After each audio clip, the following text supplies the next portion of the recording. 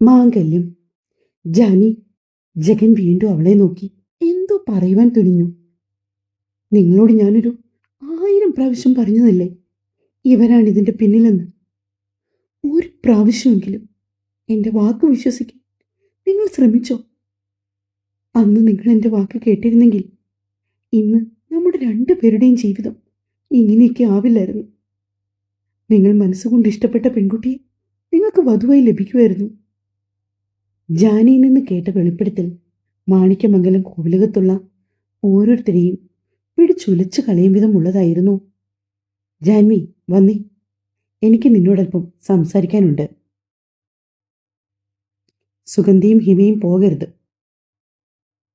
സുഗന്ധിയെ ഹിമയെ നോക്കി അത് പറഞ്ഞുകൊണ്ട് ജഗൻ ജാനിയുടെ സമ്മതത്തിന് പോലും കാക്കാതെ അവളെ കയ്യിൽ പിടിച്ചു വലിച്ച് ആരുടെയും ശ്രദ്ധ കിട്ടാത്ത കുറച്ചപ്പുറത്തേക്ക് നീങ്ങി നിന്നു.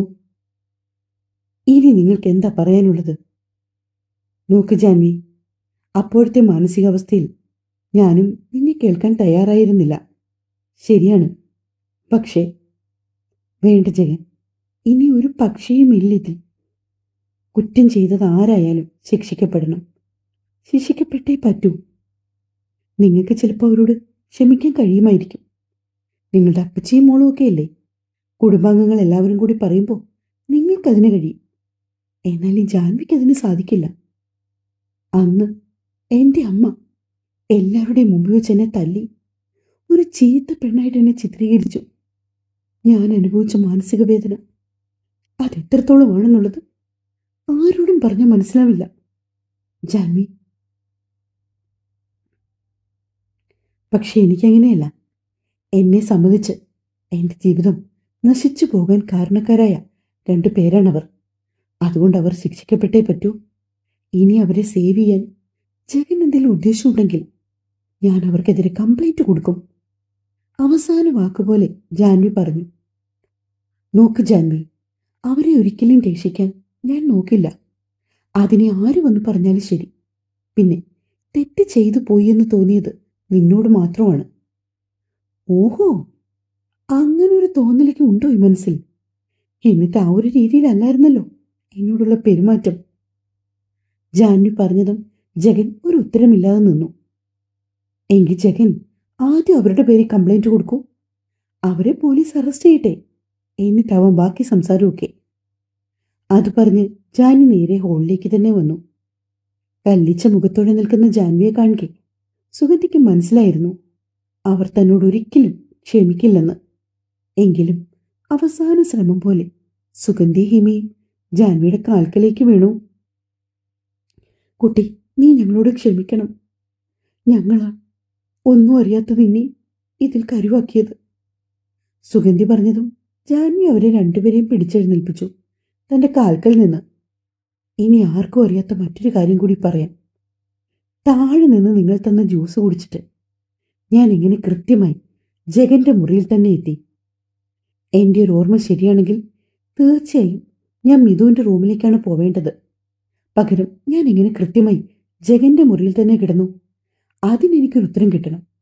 അത് നിങ്ങൾ തന്നേ പറ്റൂ. സുഗന്ധി പരിങ്ങലോടെ ഹിമയെ നോക്കി. ജാൻവി, ഞാനാ നിന്നെ ജഗൻ ചേട്ടൻ്റെ മുറിയിലേക്ക് കൊണ്ടുപോയത്. പടക്കം പൊട്ടുന്ന പോലൊരു ഒച്ച അവിടെ വീണ്ടും പ്രതിധ്വനിച്ചു. മറ്റൊന്നും ആയിരുന്നില്ല. ജാൻവിയുടെ കൈ ഹിമയുടെ കവിളിൽ പതിഞ്ഞു. ഇത്രയും ദിവസങ്ങൾ ജാൻവി ഉള്ളിലൊതുക്കിയ അമർഷം ഒരു പൊട്ടിത്തെറിയായി പുറത്തു വന്നു. നിന്റെ അമ്മ കുറച്ചു മുന്നേ എന്നെക്കുറിച്ച് പറഞ്ഞ കാര്യങ്ങളൊക്കെ നീ അടക്കം ഇവിടെ ഓരോരുത്തരും കേട്ടു. സുഗന്ധി വല്ലാത്തൊരു തരം ഞെട്ടലോടെ ജാൻവിയെ നോക്കി. സുഗന്ധി മാത്രമല്ല, മാണിക്യമംഗലം കോവിലകത്തുള്ള ഓരോരുത്തരും അതേ ഭാവത്തോടെയാണ് അവളെ നോക്കിയത്. അവരുടെയൊക്കെ മുമ്പിൽ സൈലന്റായി നിന്ന ജാൻവിയുടെ മറ്റൊരു മുഖം കണ്ടതോടെ എല്ലാവരും പകച്ചുപോയി.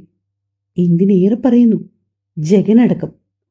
പിന്നെ നിങ്ങളോട് കൂടുതൽ സംസാരിക്കാനൊന്നും എനിക്ക് താല്പര്യമില്ല.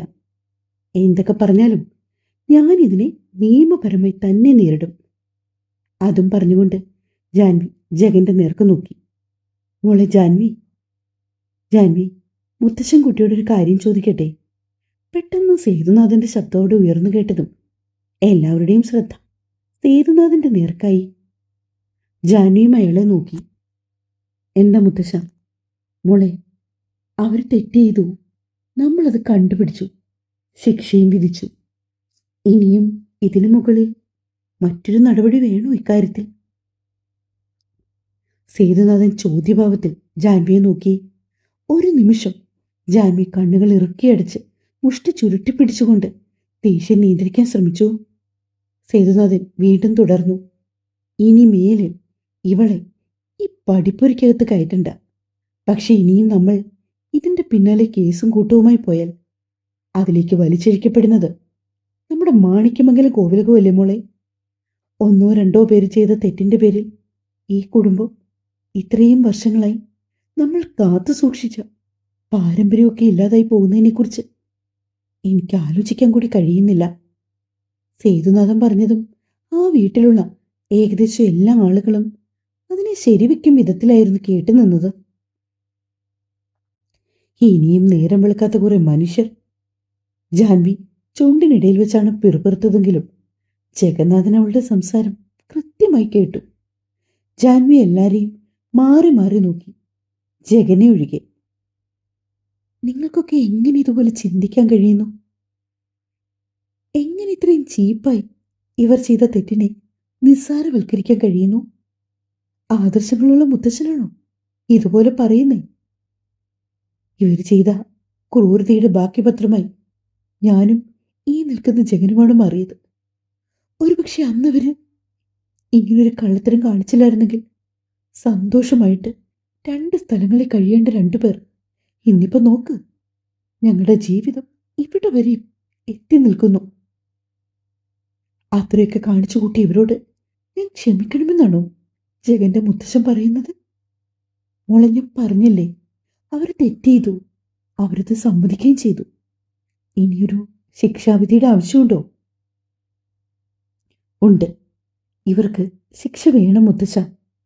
ജാൻവിയുടെ ശബ്ദം കൂടുതൽ ഉറപ്പോടെ അവിടെ ഉയർന്നു കേട്ടു. അതോടെ എത്ര നേരവും ജാൻവിയോട് തോന്നിയ സഹതാപമൊക്കെ മറന്ന് കോവിലകത്തുള്ള എല്ലാവരും സേതുനാഥന്റെ പക്ഷം പിടിച്ചുള്ള നിൽപ്പാണ്. അന്ന് ഈ സംഭവങ്ങളൊക്കെ നടന്ന സമയത്ത് തന്നെ ഞാൻ പറഞ്ഞതാണ്, ഈ കാര്യങ്ങളിലൊന്നും എനിക്ക് യാതൊരുവിധ അറിവുമില്ലെന്ന്. ഈ നിൽക്കുന്ന ജഗന്റെ അമ്മയടക്കം ഒരാളും എന്നെ വിശ്വസിച്ചില്ല. മാത്രമല്ല, കുറ്റം മുഴുവനും എന്റെ ചുമലിൽ ചാർത്തി തരുകയും ചെയ്തു. എന്നിട്ടോ കുറ്റം ചെയ്തവരെ രംഗത്ത് കൊണ്ടുവന്നപ്പോൾ ഒന്നും അറിയാത്തതുപോലെ സുഖിച്ചു നിന്നു. ഇവർ ചെയ്ത തെറ്റിന്റെ പേര് എത്രയെത്ര ആളുകളുടെ മുമ്പിലാണ് എനിക്ക് തലകുനിച്ച് നിൽക്കേണ്ടി വന്നത്. എൻ്റെ അമ്മയുടെ അച്ഛൻ്റെയും മുമ്പിൽ, എന്നെ വിവാഹം കഴിക്കാനിരുന്ന വൈഫവിൻ്റെയും വീട്ടുകാരുടെയും മുമ്പിൽ. എന്തിനു പറയുന്നു, ഈ നിൽക്കുന്ന ജഗൻ വിവാഹം കഴിക്കാൻ പോകുന്ന നയോമിയുടെയും അവരുടെ പേരൻസിൻ്റെയും മുമ്പിൽ പോലും എനിക്ക് തലകുനിച്ച് നിൽക്കേണ്ട ഗതികേട് വന്നു. മോശം പെണ്ണായി എന്നെ എല്ലാവരും ചിത്രീകരിച്ചു. അന്ന് ഒരേ റൂമിൽ എന്നെയും ജഗനെയും ഒരുമിച്ചാണ് കണ്ടെത്തിയതെങ്കിൽ പോലും നിങ്ങൾ ഭൂരിഭാഗം ആൾക്കാരും എന്നെ മാത്രമല്ലേ കുറ്റപ്പെടുത്തിയത്? നിങ്ങൾ അപ്പം തന്നെ വിധി എഴുതി ഞാനാണ് ഇതിൻ്റെ എല്ലാ കാരണക്കാരിയെന്ന്. കേവലം 1 or 2 പ്രാവശ്യം മാത്രം കണ്ടിട്ടുള്ള മിഥുവിൻ്റെ ഏട്ടനോട് ഞാൻ എന്തിനാ അങ്ങനെയൊക്കെ ചെയ്യുന്നേ? എത്ര പ്രാവശ്യം ഞാൻ എൻ്റെ ഭാഗത്തെ ന്യായം കരഞ്ഞു പറഞ്ഞതാണ്. ഒരാളെങ്കിലും എന്നെ വിശ്വസിച്ചു വന്ന്. നിങ്ങൾക്കെല്ലാവർക്കും അപ്പോൾ ധൃതി ഞങ്ങളെ 2 പേരെയും വിവാഹം കഴിപ്പിക്കാൻ. എങ്കിൽ പിന്നെ അതേ ധൃതി ഈ കള്ളത്തരം ചെയ്തവൻ്റെ നിയമത്തിൻ്റെ മുമ്പിൽ കൊണ്ടുവരാനും അവർക്ക് ശിക്ഷ കൊടുക്കാനും കാണിക്കണം. എന്തു വന്നാലും ഞാൻ എൻ്റെ തീരുമാനത്തിൽ നിന്ന് പിന്നോട്ട് മാറില്ല. അല്പം അഹങ്കാരവും ദേഷ്യവും നിറഞ്ഞ ജാൻവിയുടെ സ്വരം കേട്ടതും പാർവതിക്ക് നിയന്ത്രിക്കാനാകാത്ത വിധം അമർഷം തോന്നി. ദേ കുട്ടി, നോക്ക്, ഇപ്പം ഞങ്ങൾക്ക് എല്ലാവർക്കും മനസ്സിലായി നീ ആയിരുന്നില്ല തെറ്റുകാരിയെന്ന്. ഞങ്ങളത് അംഗീകരിക്കുകയും ചെയ്തല്ലോ. നിന്നെ ഞങ്ങളിവിടുത്തെ മരുമകളായി സ്വീകരിച്ചു കഴിഞ്ഞിരിക്കുന്നു. പിന്നെ നീ ഇതിനാണ് വാശി പിടിക്കുന്നത്? അതത്ര നല്ല സ്വഭാവമല്ല. അച്ഛൻ പറഞ്ഞു കേട്ടില്ലേ, തറവാടിൻ്റെ അന്തസ്സും അഭിമാനവും ഇല്ലാതാക്കിയിട്ട് വേണോ ഇവിടെ നീതി നടപ്പിലാക്കാൻ? ജാനിക്ക് മുൻപിലേക്ക് കയറി നിന്നുകൊണ്ട് പാർവതി ചോദിച്ചതും ജാനയുടെ രൂക്ഷമായ മിഴികൾ പാർവതിയെ കൊത്തിവലിച്ചു. നിങ്ങളൊരു സ്ത്രീയല്ലേ? നിങ്ങൾക്ക് എങ്ങനെയാണ് എന്നോട് അതുകൊണ്ട് ഇങ്ങനെയൊക്കെ സംസാരിക്കാൻ തോന്നുന്നത്. ദേ കുട്ടി, നീ പറഞ്ഞു പറഞ്ഞ് ഒരുപാട് കയറിപ്പോകുന്നു. മതി, നിർത്ത്. രാമനാഥനും പറയുകയാണ്. അതെ ഏട്ടാ, കഴിഞ്ഞത് കഴിഞ്ഞു. സംഭവിക്കാനുള്ളതൊക്കെ സംഭവിച്ചു കഴിഞ്ഞു. പിന്നെയും ജാൻവി നിർത്തുന്നില്ല. നിങ്ങൾക്കുണ്ടല്ലോ ഒരു മകൾ. എനിക്ക് പകരം അവൾക്കാണ് ഇങ്ങനെ ഒരു ഗതി വന്നിരുന്നെങ്കിൽ അപ്പോഴും നിങ്ങൾ ഇങ്ങനെയൊക്കെ തന്നെ പെരുമാറുമായിരുന്നു. ഇത് ഞാൻ ജഗന്റെ അമ്മയോട് മാത്രമല്ല ചോദിക്കുന്നത്, ഈ കോവിലകത്തുള്ള ഓരോ ആൾക്കാരോടുമാണ് ചോദിക്കുന്നത്. മിഥുവിനാണ് ഇങ്ങനെ സംഭവിച്ചതെങ്കിൽ അപ്പോഴും നിങ്ങൾ കോവിലകത്തിന്റെ അന്തസ്സും പാരമ്പര്യവും നോക്കി നിൽക്കുമായിരുന്നോ? ഒരു നിമിഷം ആർക്കും മറുപടി പറയാൻ കഴിഞ്ഞില്ല. എല്ലാവരും പരസ്പരം മുഖത്തോട് മുഖം നോക്കി. ശരിക്കും പറഞ്ഞാൽ ആ സമയം എന്ത് മറുപടി കൊടുക്കണമെന്നറിയാതായിപ്പോയി അവരെല്ലാവരും. ഇവരുടെയൊക്കെ ഭാഗം കേട്ട് കഴിഞ്ഞ സ്ഥിതിക്ക് നിങ്ങളുടെ അഭിപ്രായം എന്താണ് ജഗൻ ഈ കാര്യത്തിൽ? ജാൻവി ഒരു തരി പോലും പതറാതെ ജഗന്റെ മുഖത്തേക്ക് നോക്കി. അവന്റെ മിഴികൾ ഒരു വേള തറവാട്ടിൽ കൂടി നിന്ന ഓരോ മുഖങ്ങളിലേക്ക് നീണ്ടു. എല്ലാവരും അവനെയും തിരിച്ചുറ്റു നോക്കുന്നുണ്ട്. നീതിമാനായ പോലീസല്ലേ? അപ്പോൾ താങ്കൾ പറയും, എന്താണ് ഇതൊക്കെ കേട്ടിട്ട് ജഗന്റെ അഭിപ്രായം? അവൾ വീണ്ടും അവനെ നോക്കി ചോദ്യം ആവർത്തിച്ചു. ഇക്കാര്യത്തിൽ ഞാൻ ജാൻവിക്കൊപ്പമാണ്. ജാൻവി എന്ത് തീരുമാനിക്കുന്നോ അതാണ് ഇക്കാര്യത്തിലെ ഫൈനൽ ഡിസിഷൻ. ജഗൻ പറഞ്ഞതും പാർവതി വിശ്വാസം വരാത്ത പോലെ അവനെ നോക്കി. പാർവതി ജാനിക്ക് മുമ്പിലേക്ക് കയറി വന്നു. കൊള്ളടി, നന്നായിട്ടുണ്ട്. ഇവളുടെ അമ്മയെ കണ്ടപ്പോൾ തന്നെ ഞാൻ കരുതിയതാ ഇവൾക്ക് ഒരു എല്ല് കൂടുതലായിരിക്കുന്നു. ഇപ്പൊ എങ്ങനെയുണ്ട്? ഈശ്വര, എന്റെ നയോമി മോളായിരുന്നെങ്കിൽ ഒരിക്കലും ഈ കുടുംബത്തിൽ ഒരാളോടും ഇങ്ങനെ എതിർത്തൊന്നും സംസാരിക്കില്ലായിരുന്നു. പാർവതി പല്ല് കടിച്ചു പിടിച്ച് അവരുടെ അമർഷം തീർത്തു. നീ എന്ത് കൈവശം കൊടുത്തിട്ടാണ് എന്റെ മകനെ ഇത്രയും പെട്ടെന്ന് എന്നിൽ നിന്ന് അകറ്റിയത്? പാർവതി ചോദിച്ച ചോദ്യം ഒരു വല്ലായ്മയോടെയാണ് ജാൻവി കേട്ടത്. നിങ്ങളുടെ മകനെ നിങ്ങളിൽ നിന്ന് അകറ്റാനോ? ഞാൻ എന്തിനത് ചെയ്യണം? എനിക്കതിന്റെ യാതൊരു ആവശ്യവുമില്ല. പിന്നെ അകറ്റുന്നതും ചേർത്ത് വെക്കുന്നതുമെല്ലാം നിങ്ങൾ മാണിക്യമംഗലംകാരുടെ പാരമ്പര്യമാണല്ലോ. ഒരു പുച്ഛത്തോട് ജാൻവി പറഞ്ഞതും പാർവതിയുടെ ദേഷ്യം ഇരട്ടിച്ചു. പിന്നെ ഈ കുടുംബത്തിൽ ആര് പറഞ്ഞാലും എതിർത്ത് പറയാതെ പ്രായത്തിൽ മൂത്തവരുടെ അഭിപ്രായത്തെ ബഹുമാനിച്ചുകൊണ്ട് നിന്നിരുന്ന എന്റെ മകനിപ്പോ പറയുന്ന കേട്ടില്ലേ? ഇന്നലെ വന്നു കയറിയ നിന്റെ വാക്കാണ് അവന്റെ അവസാന വാക്കെന്ന്. പാർവതി പുച്ഛത്തോടെ ജഗനെയും ജാൻവിയെയും മാറി മാറി നോക്കി പറഞ്ഞു.